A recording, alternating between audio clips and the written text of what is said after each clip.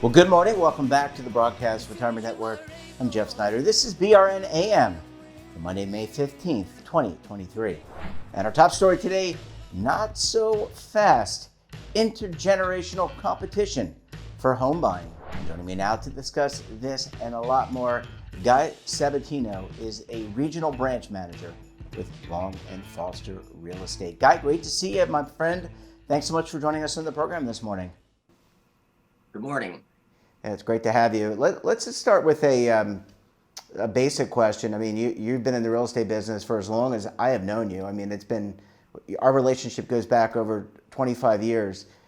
How is the real estate market different now that the Fed is raising rates? We had seen a lot of home price appreciation. Give us your, just based on your region, give us your take. So, as you know, I manage a few offices in the Baltimore region. I've been managing the offices for the last 23 years. As you said, it's been a while. Before that, I was an agent.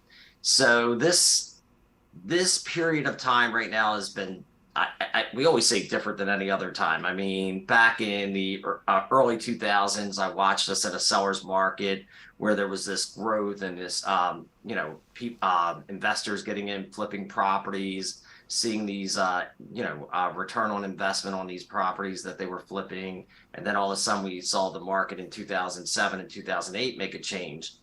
Now this is a little bit different in the sense that we do have this inflation that was happening, Powell trying to get everything under wraps and increasing the Fed rate and whatever. And everybody's been speculating the fourth quarter when we saw the interest rates up last year, fourth quarter.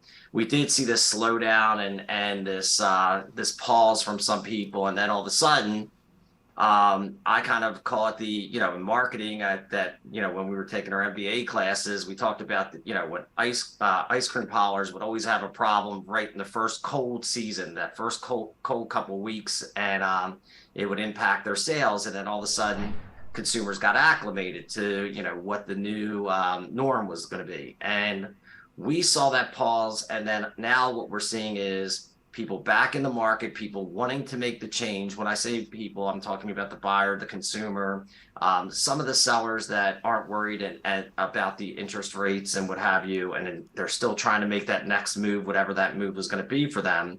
However, we have a lot of other factors impacting the inventory. So even though we have these buyers out there, we have such a small amount of inventory that it is still causing multiple offer situations and a tough time for those individuals that have to use, say, FHA programs with little money down, whatever, because they're competing against the stronger consumer when it comes to cash and strong financial abilities.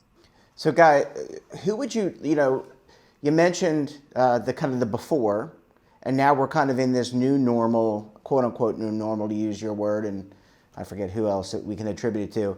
But who is the buyer now? Are you seeing a lot of first-time buyers? Are they middle-income buyers? Are they affluent buyers?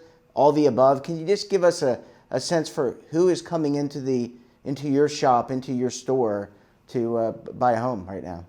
Well, it's funny that you bring this up. I mean, we are having price wars with people, whether it's a $380,000 purchase price or actually $320,000. We had people escalating up to $380,000, and then that knocks out once again, the traditional buyer who is trying to get in with financing, trying to get in with a lender that's getting an appraisal for the value of this property. So people are going to have to, even if they try to get a loan, sometimes come to the table with money because the appraisal doesn't match the value, or at least for the lender's purposes. And in order for someone to succeed in getting an offer accepted, they either need cash or they need to have some kind of supplement, meaning they've gotten the loan, but they need to bring extra cash to the table more than the traditional, say 10, 20% down. And so that's caused problems. And as you've seen, the government's trying to come up with a program that turn around and help people with maybe credit scores that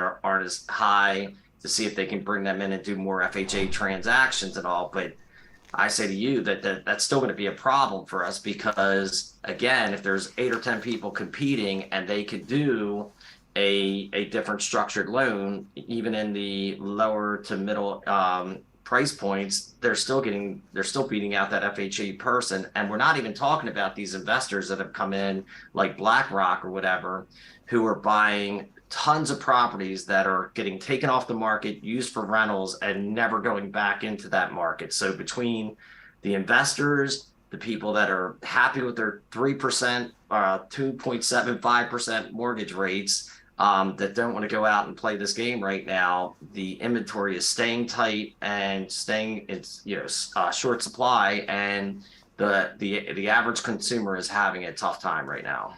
Yeah, and they're having a tough time, as you said. You mentioned inflation. They're having a tough time buying gas, going to the grocery store. They're really getting it from all ends. Guy, last question before we go to a commercial break. Let's talk about the waiving of the home inspection. And before the rising rates and before this drought of inventory, you had people just no contingencies, waiving home inspections. We're actually going to have a home inspector on later this week, but I want to get your feedback. Are people still competing, and are they waiving some of these contingencies? And from your perspective, is that a good thing, bad thing, or it is what it is? It's supply and demand, and the way things are happening right now is, it's tough in competition. And so I have spent the last 3 weeks, actually, and I did not expect you to ask this question, but I have video after video on what you're going to do to compete against others to get your offer accepted. I am saying things that I would have never thought I was going to say before to prep my agents so that they can best serve their clients. Now, when I say best served, there's going to be people out there going, oh my God, how can you put somebody in with that liability, not getting a proper home inspection, waiving inspections? I've told people, maybe you go in and do a pre-inspection before you ever submit the offer. So walk around with a contractor. It may not be the same, but if you get a viable contractor in there while you're going through the property, then you can eliminate the inspection. I also have agents putting in these contingency disclosure forms that say, hey, we've made you aware that this may make your offer, more impressive to the seller if you waive it, or you do a gap appraisal, or you turn around and don't do the inspections, what have you. But we're telling you this is at your own risk, and we do kind of a hold harmless, because we do know that after that person moves in and the years go by, all of a sudden they might get amnesia, and they're talking to their friend or family member and saying, how did you let this agent put you into a property like this? And we know why, because the inventory is so low and they need to compete. So when all things are equal, what is that next variable that helps them get their offer accepted? Yeah, it's all about the deal, and it's really, as you said, it's about the market. Guy, I need to take a very quick break. When we come back, we'll talk more about the impact of rising rates and a lot more. You're going to want to stay tuned right here on BRN AM.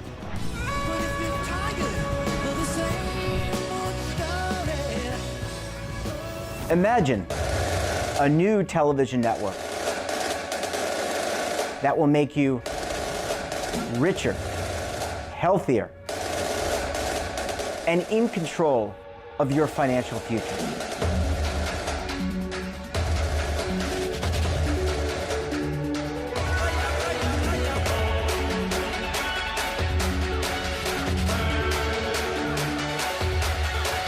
This network is for the policewoman in Nashville, Tennessee, the baker in Dubuque, Iowa, the teacher in Lexington, Kentucky.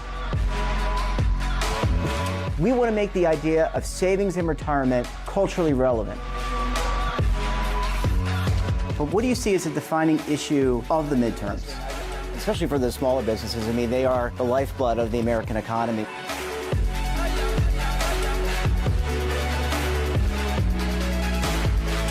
Featuring exclusive interviews, current affairs, and docuseries. 33 years old, you retired early. The philosophy is money only matters if it helps you live a life that you love. But you got to start thinking about retirement as soon as you get in The Broadcast Retirement Network will drive very high engagement with premium partnerships. So this isn't retirement and savings for your parents or grandparents. This is for all Americans. And we're going to change the way you think about money.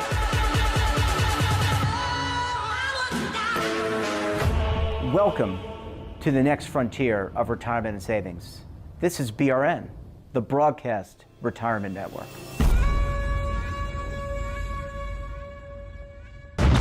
Tax audits, tax liens, wage garnishments. Every day we hear stories like this about good folks who are simply struggling to pay their bills. Each of them are living a frightening IRS tax nightmare, and they are afraid it will destroy their lives. I'm a divorced single mom, and my ex-husband left me and the kids with a lot of unpaid bills, including unpaid taxes. I was really starting to show my stress on my kids because the IRS had sent me a letter demanding a huge payment from me. I couldn't afford it. So then the IRS was threatening to garnish my wages. I'm already living paycheck to paycheck. That would have put me over the edge financially. It truly seemed hopeless, but then a friend at work told her to call the tax relief line. The people at the tax relief line, they told me about something called innocent spouse relief. They worked it out so that all of the taxes from my ex are not my problem. I don't know how that works, and I don't care.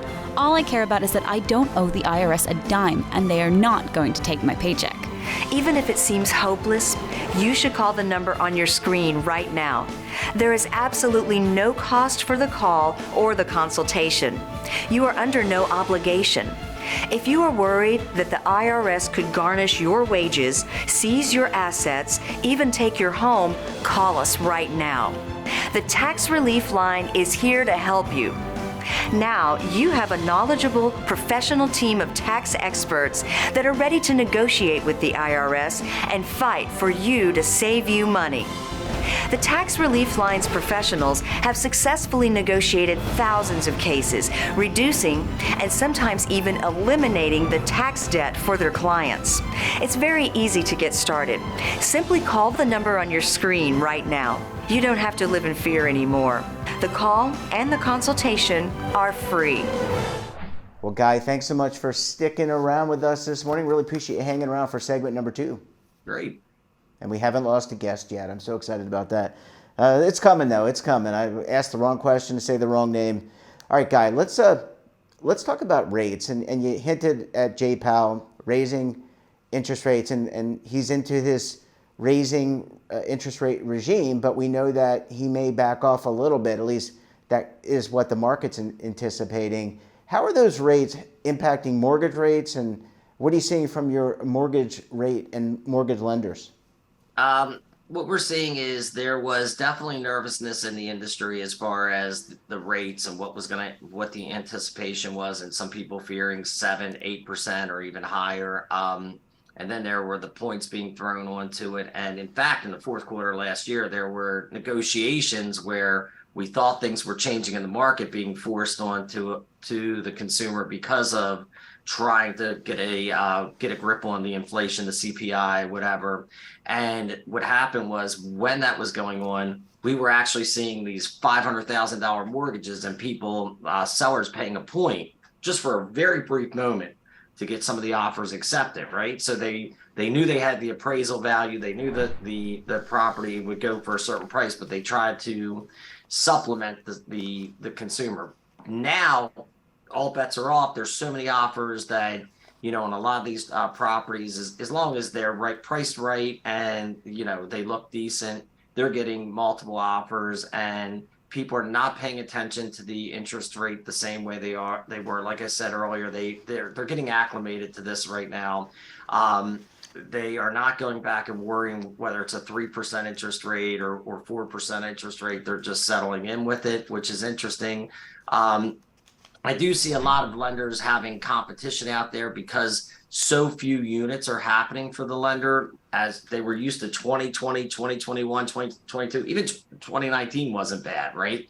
And so now, with the lack of refis, other than forced refis because of, different situations, changing circumstances for a family, what have you, or college or something where they need to do a refi, is required, even though the interest rates are higher. they're not getting the same amount of units, these loan officers. So therefore, what's happening is there's a lot of competition out there for business. So you've got internet lenders, you've got everybody else fighting for a smaller piece of this pie, right? And so you see a lot going on right now with that. A lot of challenges. Yeah, I mean, a lot of challenges and a lot of competition. It's separating the wheat from the chaff, so to speak. Guy, if I'm a seller, am I still in the driver's seat, and what do I need to do to move my house? For example, do I need? It used to be the kitchen was that place you needed to have the current appliance. You needed to dump the Formica, go to the marble. If I'm a seller, am I still in the driver's seat, and what do I need to do to get my house ready for sale?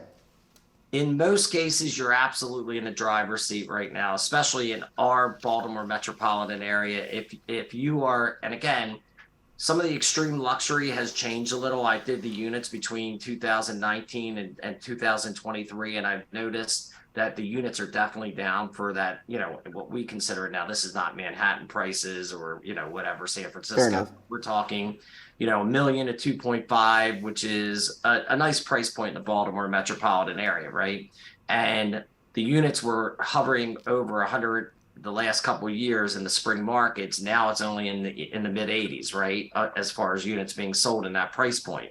Now there's a couple factors. Obviously the prices have gone up. So what we used to consider in Baltimore $1 million home, you would be shocked at what's $1 million home. And so sometimes I actually change the perimeters to talk about the living area and the neighborhood, so I can see really apples to apples of what's going on because of inflation, because of these new price challenges.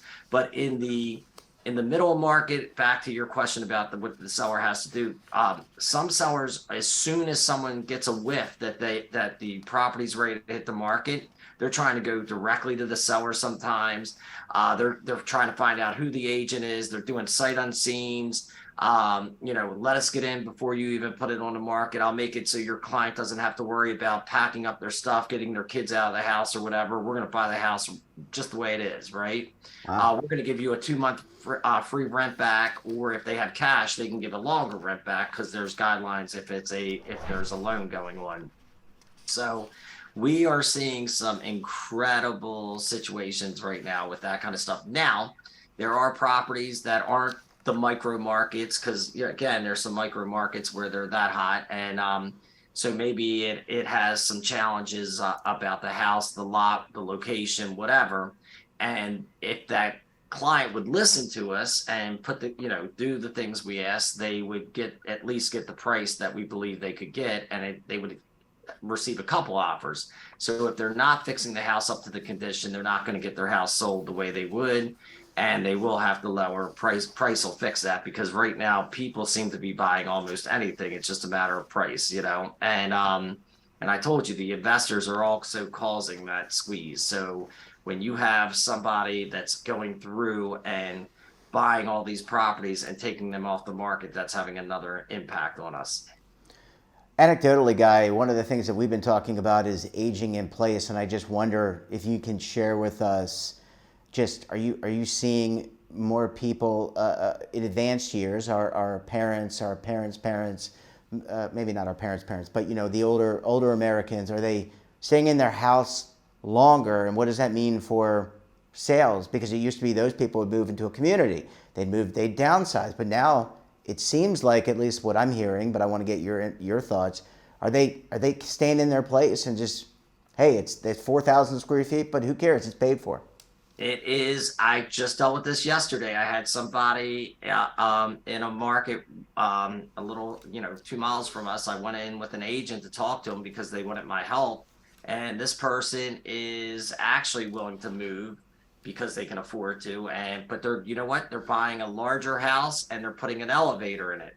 So they're not even worried about, I was more concerned that, that the younger generation wasn't going to be able to buy a house like a rancher, right? Or if a house that had a bedroom on the main level.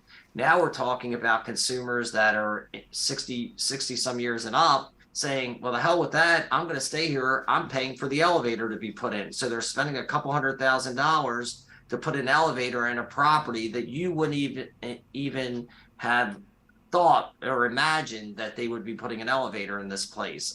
We have that with the, more luxury type townhouses. So these townhouses were built and the people weren't ready to move, so they put an elevator in it. Like, instead of moving to that condo, they stayed in that townhouse. Instead of moving to a smaller house, they might have sold their house, right? But they were now part of the competition into that rancher neighborhood that maybe that, and I hate the, demographically, but 40 plus person that would now be saying, all right, I want to live on this golf course and I want to live in this ranch or whatever else. Well, now they're competing with multiple generations, which wouldn't have happened before. And so that older individual will now be in competition out there in the market because they have the money and they can pay cash. And this is going to be their last move. And they decided their last move isn't going into a condo. Their last move is going to be into this single family, first level living, and then, like you said, the others are, I'm staying put. I'm staying here. I will just do things to, that improvise and make sure this house is conducive to my living. So that's another property that does not hit the market, so the consumers have less competition for that one or two, those small amounts of properties hitting the market. Yeah, it's absolutely fascinating. There is a demographic shift and there's a mindset shift. Guy, we're going to have to leave it there. Great information. Thanks so much for joining us. Look, we're going to bring you back again. Yeah, we'll bring you back again. Thanks, my friend. Bye-bye. That wraps up this episode of BRN AM. Have a topic of interest, somebody you think we should talk to, drop us a line. And don't forget, for all the latest curated news and lifestyle, wellness, finance, tech, so much more, all in one place, check out today's edition of our daily newsletter, The Morning Pulse. Want to search our archives, check out our latest content? Well, visit our website and, of course, all of our streaming partners. We're back again tomorrow for another edition of BRN AM. Until then, I'm Jeff Snyder. Stay safe, keep on saving, and don't forget, roll with the changes.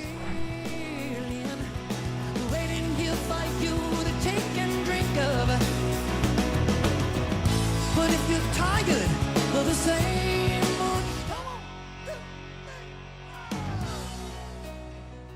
Now is your opportunity to co-create content around any topic on the first lifestyle and wellness network. Reach a global audience through our platform and co-own exclusive branded content. All of our programs are available on demand and also as audio-only podcasts, so you can take us on the go. Broadcast Retirement Network, available anytime, anywhere, and on any device.